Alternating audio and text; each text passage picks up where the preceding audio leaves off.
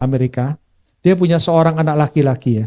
Anak laki-lakinya ini sudah menikah, cuma dikarenakan satu dan lain hal kemudian anak laki-lakinya ini bercerai dengan istrinya. Dan setelah bercerai dengan istrinya, anak laki-laki ini mulai minum-minum, mulai nggak karu-karuan. Jadi hidupnya nggak karu-karuan. Orang tuanya sudah berusaha berdoa dan sebagainya. Anaknya ini juga berusaha untuk pulih, tapi nggak bisa pulih-pulih dan sebagainya. Ya, sama orang tuanya disuruh berdoa, tetap aja nggak beres-beres. Akhirnya dia memilih untuk jadi security di malam hari. Di mana di malam hari dia bekerja, jadi makin susah hubungannya. Waktu minggu nggak ke gereja, makin jauh.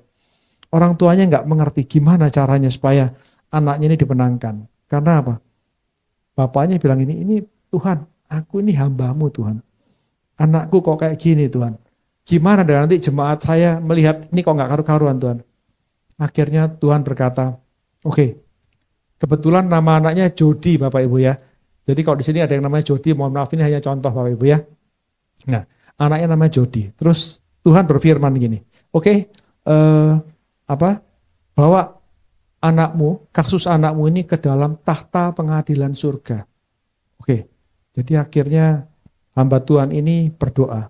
Dan dalam doanya, dia membayangkan dia maju ke dalam tahta pengadilan surga.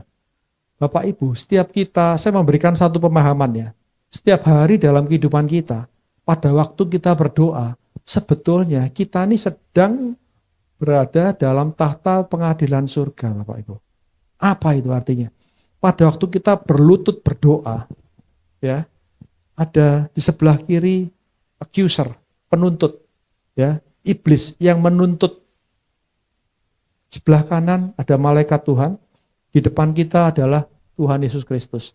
Pada waktu kita berdoa, penuntut atau iblis berkata, enggak bisa Tuhan, jangan dikasih kabulkan doanya. Kenapa? Iya karena dia ada dosanya ini, dan sebagainya. Upah dosa adalah maut dan sebagainya. Di-accuse, dituntut, sehingga apa? Enggak bisa. Ya, enggak bisa karena apa? Tuhan itu adil, Allah itu adil. Segala sesuatu itu ada sebab dan ada akibatnya. Dituntut, malaikat mau membela gimana? Memang semua ini ada aturannya. Injil, Alkitab itu juga ada aturannya, ada tata cara dan sebagainya. Tapi ada satu senjata pamungkas, Bapak Ibu. Senjata pamungkas ini enggak banyak orang yang tahu. Tapi senjata pamungkas ini adalah hamba-hamba Tuhan dan anak-anak Tuhan yang sudah paham firman Tuhan mengerti. Akhirnya apa? Maju, berdoa, meskipun di-accuse, mengulurkan tongkat. Minta pertolongan, kasih karunia dari Tuhan Yesus Kristus.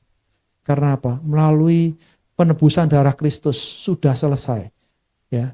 Jadi apa yang tidak mungkin menjadi mungkin karena Kristus. Ya. Jadi akhirnya apa? Didoakan, dipulihkan kehidupan anak itu. Ya. Jadi ada senjata pamungkas yang dapat disampaikan agar supaya setiap kita anak-anak Tuhan memperoleh kehidupan yang baru, memperoleh pertolongan, memperoleh hal-hal yang baik dalam kehidupan kita.